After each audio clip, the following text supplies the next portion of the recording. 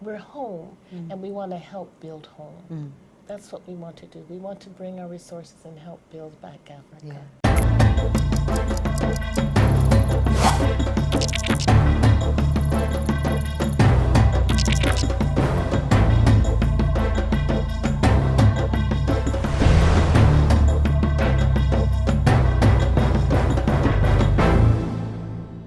Welcome to the Lowdown on GhanaWeb TV.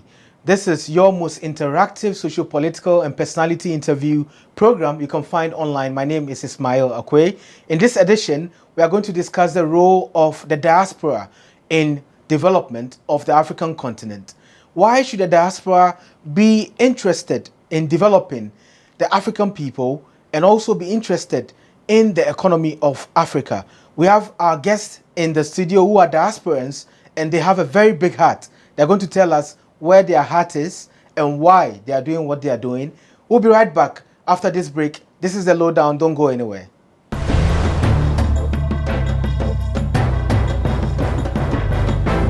Welcome back from the break. This is the Lowdown on GhanaWeb TV. My name is Ismail Akwe, and I'm joined by Millie Lorene. She is the ambassador of the State of the African Diaspora and also the CEO of the Aaron Manvel Foundation for the Advancement of West African Men. This is quite interesting. Also with her is Hope Gary. She is the CEO and co-founder of FLCC Bring Back Hope, and together they are in charge or running the Adopt a Road in Ghana campaign and also project. Welcome, ladies. Thank you. Thank you. It's great to have you, and the projects you're working on are a mouthful. They are really targeted, and they are in support of the African development and the development of the people. Yes. Let me start with you, Millie. Yes. Your NGO Yes. on West African or developing West African men is the Aaron Manvel Foundation for the Advancement Yes. of West African Men. Yes. Why that? It's a funny story, but when I came to Ghana in 2013, and I had so many people, men especially, requesting they wanted to go to America. And as soon as they heard my tonation and saw that I was a Bruni, I was just constantly bombarded, even proposed to. Mommy, will you marry me? I said, to get to America. I said, I can't rent an airplane or a jet to take all of you. But what the Lord placed on my heart was to start an NGO that would help the men and their families here in Ghana. I saw the struggle, I saw the hurt, I saw the pain and the suffering. So that was my inspiration to do something to help the men. And people ask me, why men? I said, because the men, if you help the men, you'll help their families, you'll help their children, you'll help the mothers, because African men have a big responsibility, especially if you're a senior son. You have to take care of everybody. Yeah. So that is why I started this NGO. So you give them jobs, or what do you give them What actually? we did, we were meeting every month on Sunday afternoon in Pokwasi at Pentecost Church, and we would have a guest speaker that would come, that someone that maybe came from the poorest parts of Ghana, and now they were very successful. So I wanted to inspire them and to let them know you can make it in your own country. You don't have to leave. You can make it here in Ghana. So I had professors, I had doctors, I had TV celebrities. I was blessed to have good connections, and they would come and inspire the men and let them know their story. Once they heard their story, we had them fill out applications. What do you want to do? Some wanted to be just a cho-cho driver. I said, that's all you want to do? Some wanted to start fish farms. Some wanted to further their education. So we zoomed in what was in their spirit to be, because I'm sure everybody has a desire what they want to do in life. Once they told us what they wanted to do, I gave them homework. I gave them assignment. You have to do your due diligence. If you want to do this, you do the homework. You tell me how much it's going to cost. If you want to be a cho-cho driver, how much the van is, how to get your driver's license. I made them do all the legwork and then came back and reported to me. That's quite interesting and Yes. very progressive, Yes. because they managed to get some goodwill with their own support as well, because they are putting in so much effort. I'll come to Hope, but before then, who is Aaron Manvel? Aaron Manvel is my son, Okay. who was born with birth defects, and he passed away at 3 months old. Okay. So this was way long time ago in the 80s, but I thought it would be befitting to memorialize him and to name the foundation after. He struggled for life, and the men in Ghana are also struggling. That's very inspiring. Yes. Now to hope. FLCC, bring back hope. Yes. Is the hope there your name, or hope as in the word hope? Both. Both. Okay. So Fort Lauderdale Community Center is a U.S. Nonprofit, and we have been doing work for about 12 years in Fort Lauderdale. Okay. But in totality, our organization has been ongoing for 20 years. In fact, 2022 celebrates 20 years. We have been helping families, youth, those who are at disadvantage with jobs, employment, housing. In America? Or, in America. Okay, yes. And what we had saw with the success of our programs were to come to Ghana. In 2019, when the president made that request for the return, we took some of our students and our staff and came back for the year return in 2019 in August. And that completely changed everything. My husband and I got DNA tests done on ourselves and found out that we were Ghanaian. Oh, that's So that quite added coincidental. another positive push for us to be here in Ghana. So it's not just a situation we're coming here to do, but this is family. So we're coming, we feel, returning home. And as the president stated, bringing our resources and helping our brothers and sisters here. So Bring Back Hope is several different projects that we have. One of our main projects that we're doing is the Adopt a Road in Ghana with my good friend Which here, I'm Millie. coming to right now, because the main question for me is, why do you want to invest in Ghana? Why do you want to help develop Africa? Because already you've used the bumpy roads to get to this studio. You're also facing the heat. You're also facing the economy, sometimes electricity issues, the pricing of things. Everything is just in the negative, I can say. But definitely there's also the positive in the people. But why? Why Ghana? I'll start with you again. It has everything. The people are beautiful. There's no one like the Ghanaian people. Their hearts are big. They want very much to succeed. They just need guidance. One of the things that we discovered was, when we were bringing our programs here, was that a lot of the young people could not use our programs that we had in the States because a lot of difficulties in just small things like maybe knowing Microsoft Office Suite were things that we know that we could bring them. There's so much here. There is so much here. You have everything. And even with the situations of the electricity, we have that back home. Water situations, if we look at the United States right now, and even where I'm from in Florida, there are many different challenges. So there's nothing different in the States really here. I could show you roads that actually look like Ghanaian roads in the United States, actually in Florida. But what we feel is the future, Ghana has it here. Not only the people, but the resources. And we feel that as things start to move in the future, this is going to be the focal point of where things are going to happen. And we want to be here when that happens. And Millie, she's saying that the challenges we have in Ghana are also in the United States, but you have a lot of people wanting to travel. You chose to get citizenship in Ghana in 2019, and you got it. Yes. So why citizenship? Why couldn't you just come and do your work and go back? Citizenship granted me privileges that I could not have just on a visa. With a visa, I was limited on time. I couldn't buy land. I couldn't vote. So many things I could not do.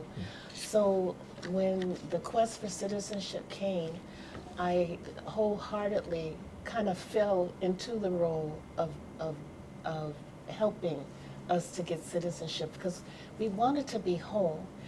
Ghana is home. I can't describe, unless you are not out of the country. I can't describe not knowing who you are or where you came from. My family also did DNA tests, and we're Ghanaian. Oh. Ghanaian and Nigerian. So you can't know where you're going until who you are. And when my feet touched the airport at Ghanaian soil, I was only supposed to be here 3 months to visit my Ghanaian family. My son-in-law is Ghanaian. But when my feet touched the soil, my spirit soared. And I wrote home and told my other children, I'm not coming back. And they were shocked. They said, Mommy, how? I said, because everyone in Ghana calls me Mommy. Everyone in Ghana calls me Auntie. And as my colleague said, the love and the friendship and the camaraderie, we're home, and we want to help build home. That's what we want to do. We want to bring our resources and help build back Africa. Yeah. You've been here for 9 years. Yes. And 9 years is quite a long time not to feel at home. So you feel at home completely. How often do you go back to the U.S.? I've only been back to the U.S. once. Just once. And I couldn't wait to leave. Wow. Just once. Because it's just a different atmosphere. I miss my family, my grandchildren, but it's just different. It's just, like you could say, there's no place like home. And I wasn't born here, but I belong here. Wow. Okay. And I know. And do they visit you, your family? Yes. They come to Ghana Yes, to yes. visit. And I'm trying to get all of them to come, but it's different reasons and different, you know, the things, the way the states portray Africa. Yeah. I have to tell them it's not like that at all. So you have to come and see. Yeah. And it's a beautiful thing to be around everybody that looks like you. It's Yeah. relief. It's a relief. It's a pleasure. It really is. It is. She's saying the truth. Yeah. And you live here. Yeah. So, you know, to wake up to yourselves every morning and to go to sleep with yourselves at night, you know, you're used to that. How long have you been here too?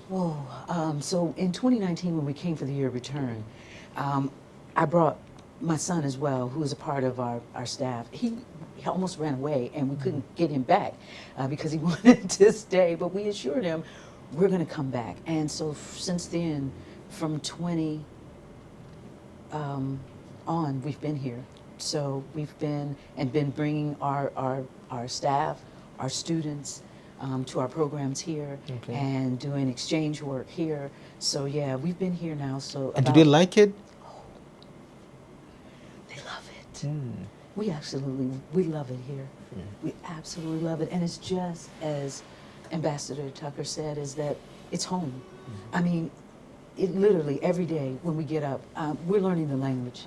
We love it here. The people are absolutely beautiful. The children are respectful. There are challenges, but what we realize is that there are challenges everywhere. And what we want to do is bring our expertise back. We see and understand a lot of the reasons why Ghana is in the situation that it's in. And we understand a lot of what we see from the United States that has happened. And with that, we're bringing that information that we know here so that our brothers and sisters here can understand what has happened to us in the United States and really understand what has happened to them here in Ghana as well. Well, we have a lot of Ghanaians who have traveled to the United States to work, and when they come back home, they only speak of the glory, the nice things, and make Ghana look so bad and in a very poor state. And everybody else looks up to them and wants to be like them. Everybody wants to travel. Everybody wants to go to the US to work and make money and all of that. However, there's one important thing you said, is about the people. So I want to see, what's the difference? If you're in the US, I know you have all these other races. In Ghana, you hardly find people of other races. You see people just like you. And until you open your mouth, they wouldn't know you're not, you didn't grow up here. What's the difference between that? When you are there, how bad is it when you are with all these other people and they giving you all those vibes of difference, of not being the same as them? What's the difference? How does it feel like? One definite thing is that when everyone in the United States that is not quote unquote white is called a minority. So you can imagine being raised in a country where you are called a minority. Every application and everything you feel, they want to know your race. And if you're not white, you're a minority. Finally, some law passed, they said, well, you don't have to answer that question. Because if there is a definite discrimination in pay, the whites get paid more than the minorities, not just the blacks, but the Mexican, the Spanish, the other races. If I want to buy a house, they will get it for a lesser price than me. If I get we have mortgages where we have the houses we have to pay over 15 to 30 years, they'll get a lower interest rate than a black person. And when you walk in, go to a public office or go to do business, it's sad to say, when you walk in the room, you look for another black person. Or you hope that you get a black person to help you. Because if you get a black person to help you, there is some camaraderie there, there's some brotherhood or sisterhood there, and they're gonna help you. Whereas you get a non-black or someone, then it's gonna be difficult because it's just, they treat us differently. They couldn't say it openly, but you could feel it. It's in the atmosphere. So even when I came to Ghana, the U.S. Was on strike. And that was crazy to me. How can a country go on strike? I was waiting for my passport. So my plane ticket got canceled, and they were going to charge me an exorbitant amount of money to change it because my passport was delayed. So what we decided to do, me and my friends, we decided to pray. So we got like 4 or 5 of us, and we got in a room and we began to pray. And so I called the airline, and we were praying literally that we get a black person. Literally, we were praying to get a black person to answer the phone. And you could tell the difference in our voices. And when she answered, and we said, yes, it's a black person. This is a true story. And whereas another representative for the same airline was going to charge me like $300 to $700 to change my ticket, she said, oh, madam, you could change your ticket for $7. Wow. So you see, there's an underlying discrimination there. And it's just, when you come to Ghana, you don't have to worry about that. Well, you do have to argue with the market people because they hear your voice and they up the price. But there's a difference. Well, the difference, we'll talk about that after this break. I'll come to Hope, and we talk about the Obroni kind of relations you get, the Obroni pricing, the Obroni reactions you get from people, and others call it special privilege. Well, we'll talk more about that right after this break. This is the Lowdown on GhanaWeb TV. We'll be right back after this.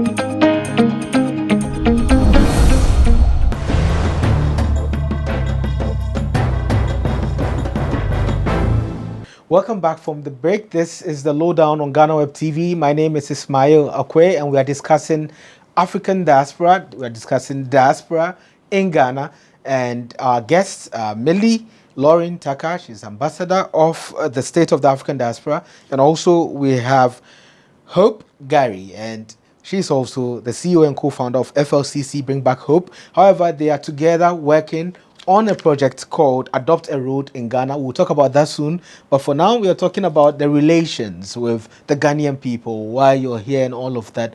Millie told us about how different it is when you're in America around other people and then the other races. So there's this race wars, I'll call it that. However, in Ghana, we also have the whole Obroni war. They see everybody with an accent as an Obroni, and you're not Obroni, and you also get higher prices, and that's like the opposite when you're in America and all of that. So you have to negotiate and bargain. How do you deal with that?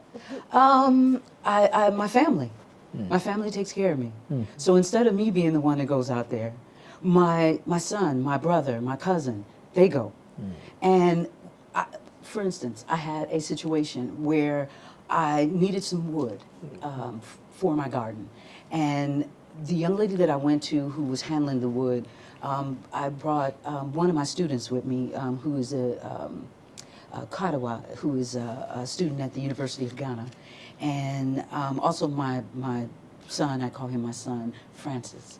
And so as I'm in the shop, the way that the woman is speaking to me, she's speaking to me very roughly, but I don't feel it, but they do.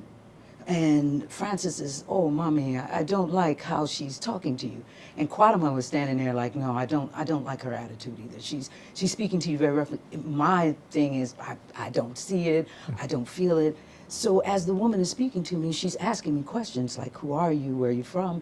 And I told her that I'm one of the ones that was sold to the whites, that my brothers and sisters sold us to the Americans. And the call came for us to be able to come back home, and we're home now. So I would have been here and known my language. I wouldn't be the Obroni if I just hadn't been sold away. So I'm back now, and I'm asking my brothers and my sisters to have mercy on me as I come home and want to do the work for my people. And that completely changed the whole atmosphere. When the woman understood that I was one of the ones that was taken and sold and came back, it made a difference. It was, please let me help you. How can I help you, madame? I'm so sorry. Please. And I told her I would love to know, what tribe I'm from. But where I come from, that was stripped away. Language, tribe. And they can't, my brothers and sisters can't believe that when we came to the United States, or in slavery, as we were taken in slavery, that we didn't, our identity is taken, our language is taken. We are completely and totally broken down with nothing. And we have to build ourselves back up with the help of ourselves. And so once that was relayed, and she was older, just a little bit older than me, that completely broke everything. And then Quadama was like, very good, Miss Hope. And Francis, yes. The understanding came. So the way that I approach it is I want them to understand that I am you. Because you hear something different doesn't mean that I'm different. I'm the same as you. In fact, I've done my DNA and I'm just as Ghanaian as you are. But don't hold it back from me or treat me differently because I was sold away and taken away from my country and because I'm coming back. And this is the reason why our love for the country is here. This is our people. It's funny, if we had been Tanzanian, then maybe we would be in Tanzania right now. But we're Ghanaian. And so our resources, our expertise, is to come back home and to build up our people here. Because again, we understand what has happened to us. It is quite inspiring, and I'm sure a lot of people would get to understand that it's a matter of understanding. And I think a lot of people are not knowledgeable about the history and the past and all the things that happened to our families in the past. So there's a disconnect. They see everybody with an accent as foreign. And I'm sure if you tell people you're Ghanaian, they're going to have a problem with that. They call me white. Ah. And I'm like, what did you say? I'm not white. They don't understand what we went through in America. Yeah. So, but my approach also is that I also recognize that the people here have suffered and they are suffering. So when they see an opportunity to make more money, it's not against me personally. It's, oh, I've got this white lady in the shop and she has money. Let me get as much money as I can get today because tomorrow I may not have business. I recognize the suffering of the Ghanaians. I approach it like this. If you give me a good price, okay, say I want 3 dresses. You want to charge me 300 cedis. You give me a good price for those 3 dresses, I'll be your customer forever. You will have a regular income. I'll come back. And I do. I serve the same people in my community. I try because I want them to have a regular income. And I said, but if you charge me a bruni, as a bruni, you won't see me again. And, oh, mommy, sorry. So, but I recognize, I don't take it personal. I recognize their suffering. Yeah. And the next day, they may not have a customer. Yeah. So they try to get as much as they can get for that one day. So it's about recognizing the suffering. Like you said, everything's not perfect in Ghana, and nothing's perfect anywhere. But any way that we can reach them and approach them, and like she says, their attitude changes and they understand. I was also surprised that many Ghanaians don't know Black history. Yes. They've never been to the castles. It's not taught in schools that much. No. Not at No. all. Yeah. And they've never been to the castles. And when I came, I started taking Ghanaians to the castles. That these were your ancestors too. All of us ended up in this boat. Yeah. And this is how all of this came about. So it's a matter of educating and compassion, Yeah. and we will build again. Sure. Would you want to pay extra to be in front of the line in a long queue, or you would want to stay in the queue in I Ghana? stay in the queue. I stay in the queue. I feel the need to be equal with everyone. I don't feel the need, even if I have a few more dollars to get in front. That's what we experience in the United States. We understand that. So that's not our position. Yeah. Our goal is we are one, and we will move as one. That brings me to a project that we're working on with the modernization of Katababi School in Tima West. And we understand that the only way that we're going to make a difference in this country is by dealing with the schools. Public school is very important. And we understand that a lot of private schools are up and coming. But public school is where we feel and where our project is going to help our young people, staff, teachers, introduce them to the history of the United States, of us in the United States, of the history of themselves. There are so many of our Ghanaian brothers and sisters who don't know the warriors that they come from, the sisters who were in power that they come from. They believe a lot of stuff just started when, in 1964, when Kwame came back, or in 1957, excuse me, when the independence of the country. Ghana started hundreds and hundreds of years back. Yeah. So it's important to understand who we are. And as Ambassador Tucker said, that if we don't know who we are as our history, we don't know where we're going. And that's why we want to come together. There is so much that we are experiencing where there are those who want to keep us from coming together. We understand that. That's another reason why we are here. There are young people, there are different words that I'm hearing, and I'm just gonna bring it out because I want us to deal with it. Kata. We hear these words and we want to change the idea. That's only because they don't understand who we are. There's a mixed message of what they're seeing of us on TV, and you have to understand that the narrative of us is brought to you by those who run the station. So if it's positive, it's going to be, it's more or less, it's going to come from a black narrative of a positive and pro, if we're going to get a positive narrative of ourselves there. But here, we're going to get our positive narrative. We're going to get it here. And again, that's what we're looking for. We're making sure that our positive narrative is here amongst all of us. I'm so immersed in this conversation. Is quite profound because a lot of people are not educated on these issues. Reason why GhanaWeb TV has the Diaspora Link program, where we talk about the diaspora and our brothers and sisters out there, the history, what happened in the past and all. And I know a lot of Ghanaians don't know that we've had two Ghanaians before the 1900s who had even started the return to Africa journey. Yes. And there are so many other stories from Africa, where Yes. things have gone on, but you can't find them in history books in schools. Right. And I was happy to read about the Kutubabi work you're doing, the school there, and this is quite great. But now let's talk about roads. Yes. So, adopt a road in Ghana. Who came up with the idea?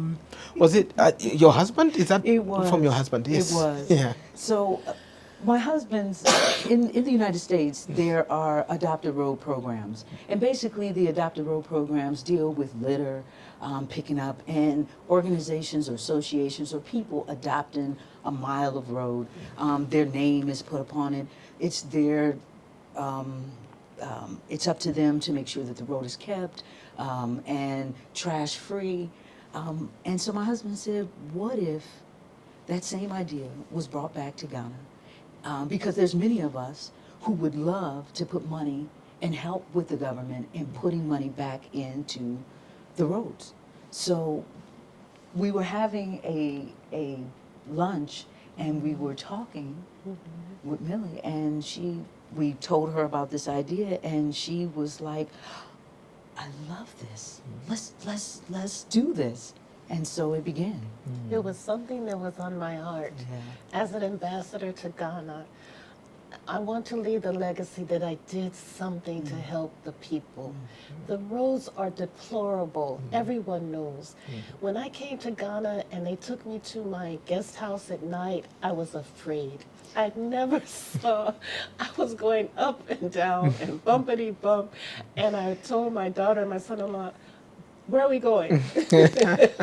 Where are we? And then I found out that all the roads were like that. I thought it was just that one area. Yeah. So my heart leaped when I met Hope and her husband, because literally I said, as this is my goal, if I can help improve the roads in Ghana, children trying to get to school on rafts, falling in rivers, people can't get their products to market.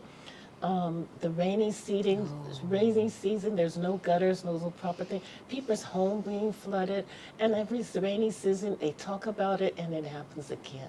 Somebody, and I have this saying that we always say, somebody ought to do something. That somebody is me. Yeah. If I can do something about it, that idea was so simple. That came from her husband, but I was literally for months trying to figure out, where am I going to get all this money to fix these roads? Her husband. He found the golden key. And how long have you been developing this idea? We just started on it really just maybe about 2 or 3 months ago. Okay. So being here and being with you is helping us promote it and really getting the information out there. There are a lot of people all over the world who have visited Ghana. They love it here and even have commerce here. This will build, it will help. Transportation is what we need, and good transportation. And even though the government is doing a great job, they are. I've seen so much progress. But we need so much more. Yeah. If it rains, it almost is a river.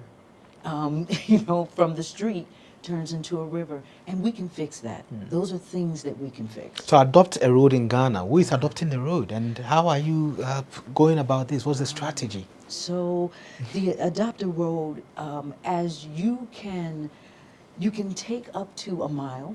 You can do a half a mile, a quarter mile, however, whatever you like. But for those who don't know, a mile of road in the United States costs $1 million for just a mile of road. Here in Ghana, it costs $2,000 to do a road. For a mile. For a mile. So for 10 miles is $2 million. We can do this. There's more commerce going up and down these roads in a day that's making $2 million. We can do this. The idea of people being able to put their names on it, and we're talking about the pavement, the construction, the labor, this is all going into this cost. And we want people to understand that this is a tax donation. So you'll be able to get your money back or write off on your taxes. This also, these benefactors will also be able to have their name on the road. We're even bringing people in for a week if they're out of country, and they'll be able to stay for a week so that we can take pictures of them underneath the sign. We're going to do a plaque. Media blitz, we want them to understand that we are very appreciative of their donation, and this is a way to get the information out and their name in the country, to let them know that they can do something as well. We would have to go on a break, but we'll come back and we'll talk about how far you've gone with this, because in Ghana there are a lot of processes and you need to meet all the officials and all of that. This is the Lowdown on GhanaWeb TV. My name is Ismail Akwe. We'll be right back to continue this discussion. Don't go anywhere.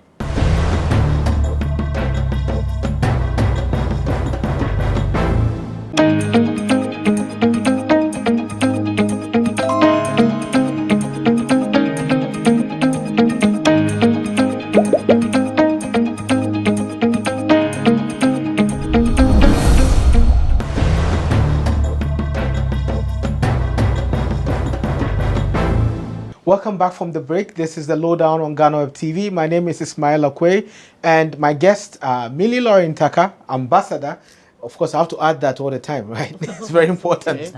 And then Hope Gary, and we are talking about diaspora affairs and what the diaspora is doing for Ghana and for Ghanaians. So we are discussing Adopt a Road in Ghana projects, which the two of you are spearheading. And as you said, is quite an interesting and important project where people would support and put some money into the project, get roads done, and it's cheaper when they do it in Ghana. So people in the US may want to adopt a road, build it, have their names on it. However, the roads in Ghana, well, they belong to the state, and you need to go through the municipal and district assemblies, and you need to do a lot of paperwork before they give you permission to even put a bin by the road. So what are you doing? Have you already gone through that process? Have you been successful? No, we've started it, and that is my role as an ambassador. I'm grateful that I have good connections and a good reputation in Ghana with the ministries and the Office of the Diaspora, the President, and I know that we have a ways to go with them, but we will approach them and do all the necessary 1-2-1-2 that they want us to do. Also, this will bring tourism. This will definitely bring tourism. People love to have their names. I have Americans, I have a road in Africa that's my name. This will bring money into Ghana. This will bring revenue into Ghana. And you know the politicians like that. Bring the money to Ghana, okay? So yes, we know that we have to do our due diligence. Right now we're just promoting the idea. We're getting the word out there. I've already made some contacts at the proper ministries, and we will meet with them, and we have a proposal, a specific proposal of the cost and what we want to do. And I'm just praying that they accept it, that, accept our help. If they say no, what happens?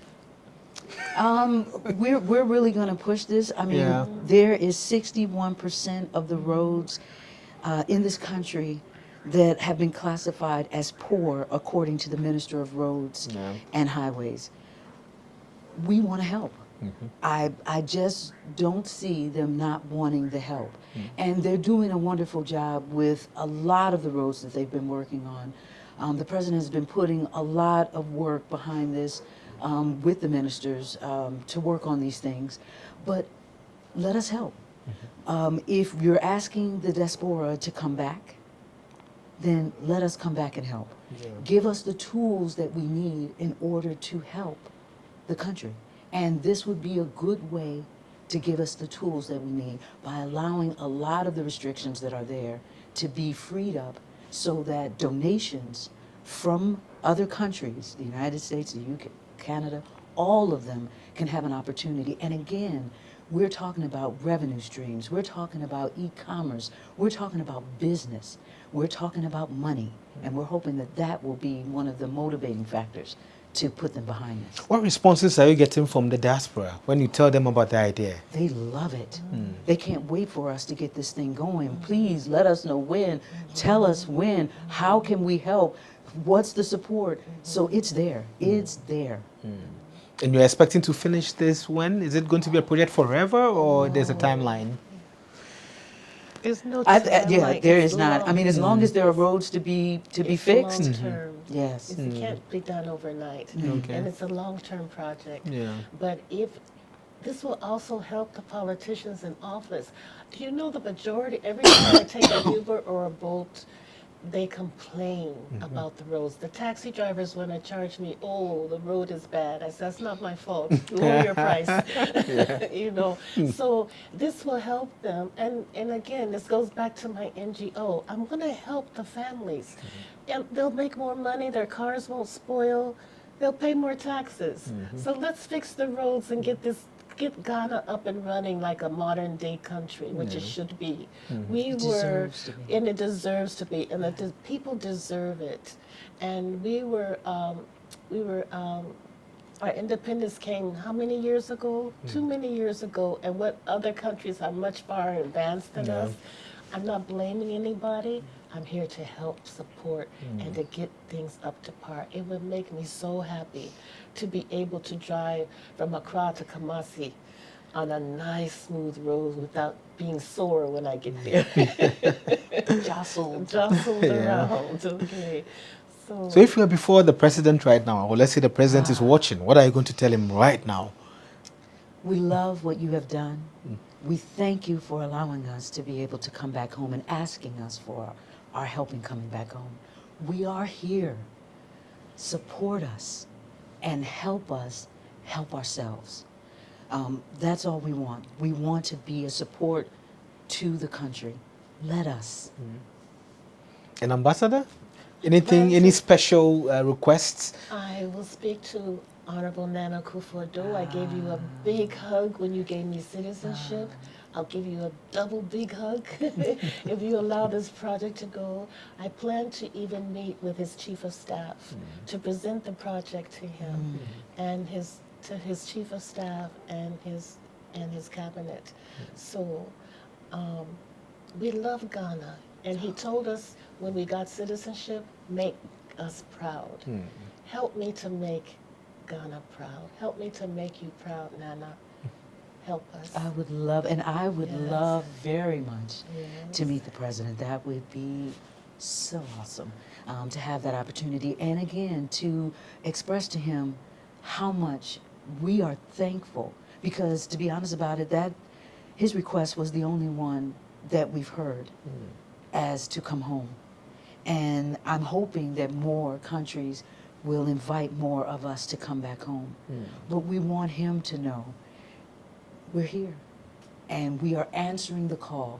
We are bringing our expertise. There are more people from the United States and programs that we have, cultural exchange. They're bringing their expertise here for free. They want to do it for free.